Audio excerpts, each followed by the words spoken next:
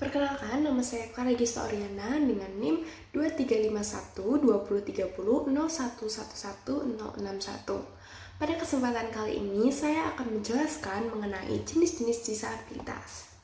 Yang pertama adalah tunanetra.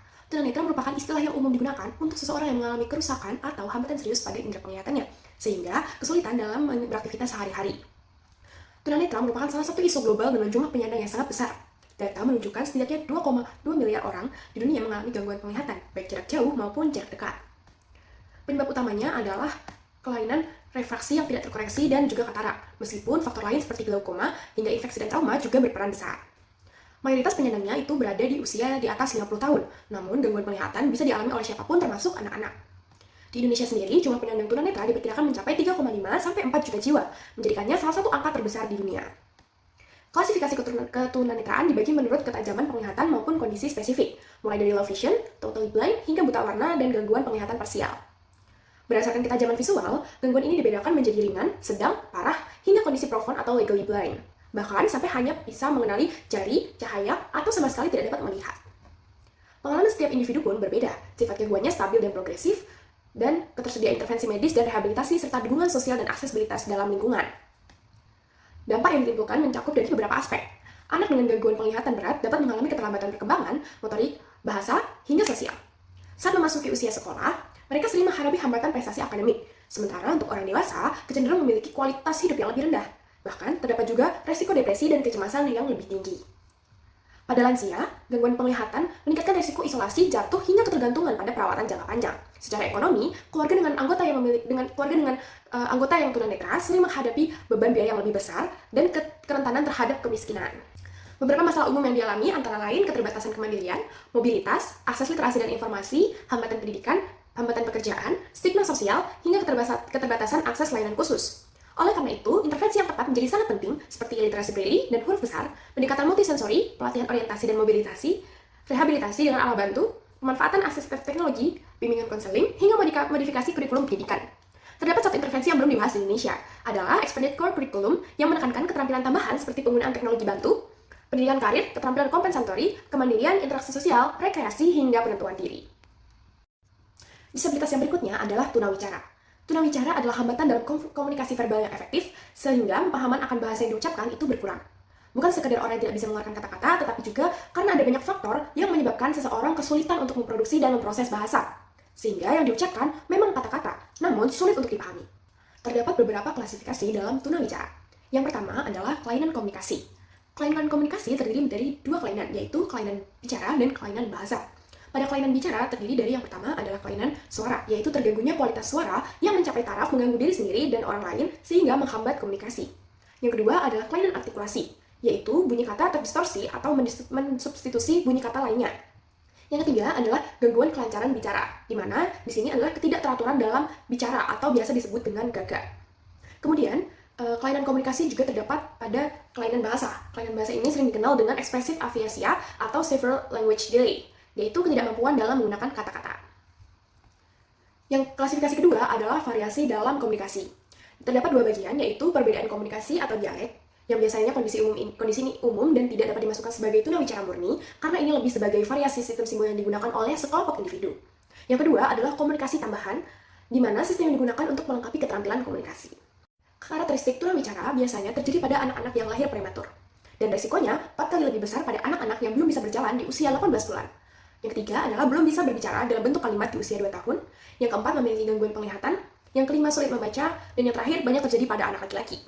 Dampak dari tunawicara adalah mempengaruhi perkembangan pendidikan dan kognitif siswa, sehingga pemahaman dan penggunaan bahasa siswa terganggu. Kemudian yang kedua adalah menyebabkan rasa rendah diri dan tidak berani berbicara di depan umum, sehingga dapat muncul juga kecemasan dan merasa terisolasi.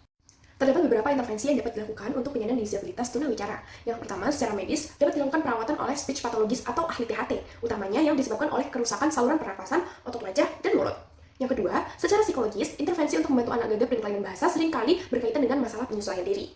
Yang ketiga, secara pendidikan, di usia prasekolah, guru akan mengajarkan anak-anaknya bercakap-cakap. Bila berat, guru akan bekerja sama dengan speech language pathologist untuk membantu menyelesaikan permasalahan ini. Yang berikutnya adalah tunarungu. Tunarungu adalah kondisi di mana seseorang mengalami gangguan pendengaran sebagian atau total, baik bawaan sejak lahir maupun yang terjadi setelah lahir. Masalah yang dihadapi oleh penyandang tunarungu bukan hanya terkait dengan pendengarannya, tetapi juga lingkungan eksternal. Klasifikasi tunarungu yaitu yang pertama adalah tuli sejak lahir, yang kedua, tuli beberapa waktu setelah lahir, yang ketiga, tuli yang terjadi pada saat individu belum menguasai kemampuan berbicara dan berbahasa, yang keempat adalah tuli yang terjadi pada saat individu mulai menguasai kemampuan berbicara dan berbahasa yang kemungkinan berada di atas 5 tahun. Deteksi dini dapat dilakukan dengan melakukan observasi. Penyebab dari masalah pendengaran adalah sebagai berikut. Pertama, conductive hearing impairment. Yang kedua, sensory neural hearing impairment. Dan yang terakhir adalah mixed hearing impairment. Orang tua dari anak yang baru teridentifikasi memiliki gangguan pendengaran dapat mencari berbagai jenis dukungan. Intervensi bagi penyintas tunarungu dapat dilakukan dengan latihan pendengaran, oralism, dan manualism. Intervensi menggunakan teknologi juga ada, sebagai berikut. Yang pertama adalah hearing aids atau merupakan alat bantu dengar yang membuat suara terdengar lebih jelas dan keras. Yang kedua adalah cochlear dan auditory brainstem implants. Yang kedua adalah bone and cord hearing aids. Dan yang keempat adalah other assistive technology. Disabilitas yang berikutnya adalah tunalaras. Tunalaras menggambarkan anak yang memiliki masalah sosial interpersonal dan masalah interpersonal yang ekstrim. Klasifikasi menurut Halahan dan kawan-kawan pada tahun 2009 ialah externalizing behavior atau melibatkan sikap melawan orang lain dan juga internalizing behavior atau konflik mental. Sedangkan menurut Kuei dan Peterson pada tahun 1998 yaitu yang pertama adalah conduct disorder atau tantrum, yang kedua adalah socialized aggression atau kejahatan, yang ketiga adalah anxiety or withdrawal atau sensitive, yang keempat adalah attention problem atau immaturity atau masalah atensi, yang kelima adalah motor excess atau restless, dan yang keenam adalah psychotic behavior atau ide aneh. Penyebab dari tunalaras ini adalah dari faktor biologis, faktor keluarga, faktor sekolah, budaya, dan juga lingkungan. Identifikasi dari tunalaras dapat dilakukan dengan melakukan screening awal, mendata perilaku dengan checklist, dan juga observasi. Disabilitas yang berikutnya adalah tunadaksa. Tunadaksa adalah individu yang terbatas atau tidak mampu secara fisik atau masalah kesehatan lainnya dalam menjalankan fungsi tubuh dan berdampak pada tergantungnya kegiatan belajar atau sekolah sehingga membutuhkan pelayanan, pelatihan, peralatan, dan fasilitas khusus. Klasifikasi dari tunadaksa berdasarkan Mangunsong tahun 2016 yaitu yang pertama SLBD yang artinya sebabnya berdasarkan polio dan juga SLBD1 yang artinya sejak lahir. Menurut klasifikasi dari Halahan dan Kaufman tahun 2006 terdapat beberapa klasifikasi yaitu yang pertama gangguan neuromotor, yang kedua gangguan ortopedik dan otot rangka, dan yang terakhir adalah kondisi lain.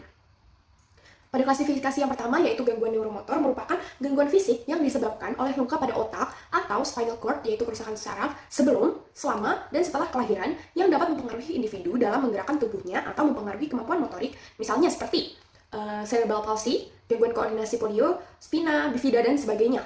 Penyebabnya bisa berupa faktor eksternal dan juga non-traumatik atau bisa juga dari drugs. Lalu klasifikasi yang kedua adalah gangguan ortopedik dan otot rangka. Ini merupakan cacat fisik yang akibatkan oleh kelemahan penyakit pada otot ataupun tulang. Penyebabnya bisa terjadi karena kerusakan genetik, penyakit menular, kecelakaan, atau gangguan perkembangan. Gangguan ini tidak mempengaruhi kemampuan IQ, sehingga fokus pada kebutuhan mobilitas. Jenis gangguan ortopedik dan otot rangka bisa saja seperti muscular dystrophy, juvenile rheumatic arthritis, skoliosis, dan gangguan tubuh bawaan.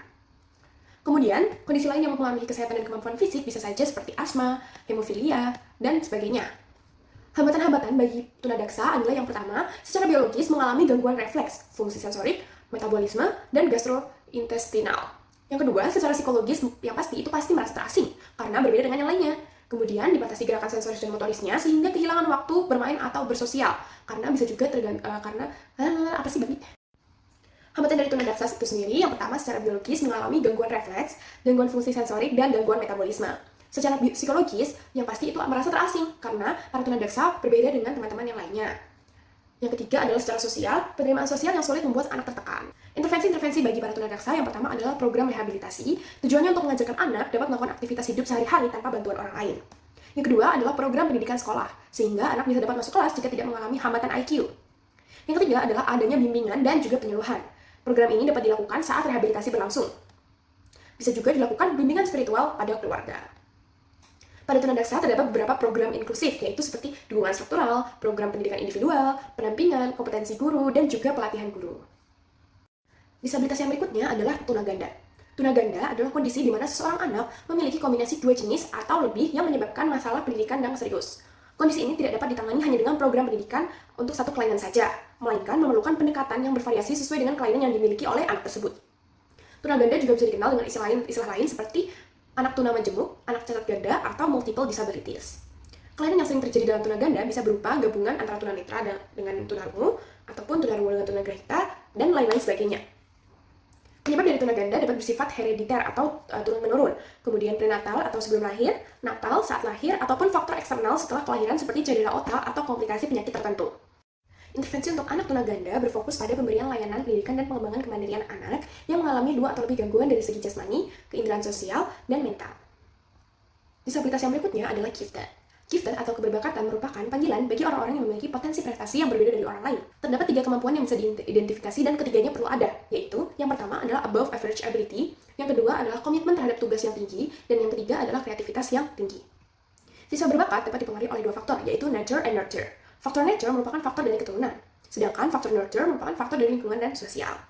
Terdapat 3 parenting skills yang dapat mempengaruhi siswa untuk mengasah bakatnya, yaitu permissive parental style, yang kedua authoritarian style, dan yang ketiga adalah authoritative parenting style. Identifikasi merupakan langkah awal dan akan terus dilakukan karena anak dapat berubah. Cara untuk mengidentifikasinya adalah dengan menggunakan tes kemampuan umum, tes intelijensi umum, tes hasil belajar, dan tes kelompok versus tes individual. Seringkali orang yang memiliki potensi tinggi tidak disadari oleh orang tuanya, dan adanya beban moral menjadikan orang tersebut tidak dapat menunjukkan potensi sesuai dengan kenyataannya. Hal ini biasa disebut sebagai underachiever. Oleh karena itu, perlu layanan akademik yang tersendiri karena mereka memiliki cara belajar yang lebih cepat. Disabilitas yang berikutnya adalah learning disabilities atau kesulitan belajar. Learning disabilities merupakan anak dengan hambatan pada 1 atau lebih proses-proses psikologis dasar. Kondisi ini biasanya baru ketahuan saat anak masuk ke jenjang pendidikan formal karena merupakan hidden disabilities. Karakteristik yang umumnya dimiliki anak learning disabilities adalah yang pertama, masalah akademik, masalah perseptual, gangguan atensi dan hiperaktif, masalah memori, kognitif dan metakognitif, masalah sosio-emosional, dan masalah motivasional. Terdapat 3 jenis dari learning disabilities. Yang pertama adalah disleksia, dysgrafia, dan dyscalculia. Disleksia merupakan anak yang sifatnya kesulitan anak yang berat dalam belajar membaca. Dysgrafia merupakan kesulitan yang sifatnya berat dalam menulis dengan tangan. Dan dyscalculia adalah kesulitan yang sifatnya berat dalam matematika. Faktor dari learning disabilities adalah genetik, toxins, dan faktor medis. Identifikasinya dapat menggunakan tes intelijensi atau tes prestasi. Ketika seorang anak terdiagnosis learning disabilities, dampaknya adalah dalam psikologis, sosial, emosional, dan pendidikan. Maka dari itu, intervensi yang tepat dalam akomodasi seperti instruksi lisan yang tidak panjang, remedial, dan juga mengulangi bagian yang belum dipahami. Disabilitas yang berikutnya adalah disabilitas intelektual. Disabilitas intelektual merupakan hambatan atau kesulitan individu dalam menggunakan fungsi intelektual dan adaptifnya dalam kehidupan sehari-hari. Fungsi intelektual dan adaptif pada anak disabilitas intelektual mengalami keterlambatan dibandingkan dengan anak-anak usianya. Fungsi intelektual merupakan kemampuan individu dalam menyelesaikan tugas kognitif tertentu. Sedangkan fungsi adaptif merupakan kemampuan individu dalam memenuhi standar kematangan perkembangan dalam tingkat usia tertentu. Penyebab dari disabilitas ini adalah biokimia, kelainan kromosom, mutasi gen. Simptom pada disabilitas intelektual yaitu adalah kelainan fisik, neurologis, dan juga wajah. Klasifikasinya itu menjadi 4. Yang pertama adalah ringan, sedang, berat, dan sangat berat. Identifikasi dilakukan dengan melakukan pengecekan pada 2 fungsi tadi, yaitu fungsi intelektual dan fungsi adaptif. Pada fungsi intelektual dilakukan tes intelijensi, dan pada fungsi adaptif melakukan alat ukur Vineland dan juga observasi dan wawancara. Disabilitas ini merupakan kondisi seumur hidup, namun early dan intervensi yang sustain dapat meningkatkan fungsi dan perkembangan. Intervensi dapat dilakukan dengan menggunakan penanganan perilaku menggunakan teknik shaping, token ekonomi, dan lainnya. Strategi pembelajaran yang dilakukan juga dapat berorientasi pada keluarga seperti home skills, kurikulum, dan pendidikan inklusi. Disabilitas intelektual hanya akan menjadi disabilitas saat lingkungan yang mengakomodasi yang tepat. Disabilitas yang berikutnya adalah ADHD atau Attention Deficit Hyperactive Disorder. ADHD merupakan gangguan pusatan perhatian. Gangguan ini berkaitan dengan fungsi saraf, dan kuncinya ada pada atensi, impulsivitas, dan hiperaktif. Pada anak yang mengalami ADHD akan kesulitan mengontrol atensi dan perilaku mereka. Perilakunya konsisten di semua setting, tidak hanya di satu setting saja. Intervensi yang diberikan bukan menghilangkan, namun mengurangi simptom yang ada sehingga dapat lebih optimal dalam mengontrol diri. Tipe dari gangguan ADHD adalah sebagai berikut. Yang pertama adalah ADHD predominantly inattentive, yang kedua adalah ADHD predominantly hyperactive, dan yang ketiga adalah ADHD combined. Kesulitan-kesulitan yang dialami oleh individu berpengaruh dalam bidang akademis, khususnya membaca, menulis, dan matematika. Pada fungsi eksekutif juga menjadi tidak terkendali. Penyebab dari ADHD ini bisa dari medis, herediter, ataupun toksin. Identifikasinya bisa dilakukan dengan pemeriksaan medis, wawancara klinis, rating scale, dan observasi. Penanganannya harus melibatkan individu dan lingkungan seperti keluarga, sekolah, dan teman. Intervensi yang dilakukan bisa fokus pada tingkah laku maupun pada akademiknya. Disabilitas yang berikutnya adalah Autism Spectrum Disorder. ASD merupakan gangguan dalam komunikasi dan interaksi sosial, serta pola perilaku dan minat yang terbatas dan berulang. ASD merupakan gangguan perkembangan otak, namun perlu dilihat apakah ini hanya keterlambatan bicara atau ASD. ASD ini disebabkan oleh genetik dan juga lingkungan. Asesmen dapat dilakukan dengan CHAT dan CARS. Karakteristiknya adalah adanya gangguan interaksi sosial dengan tipe yaitu of children, passive children, dan odd children yang juga perlu diamati.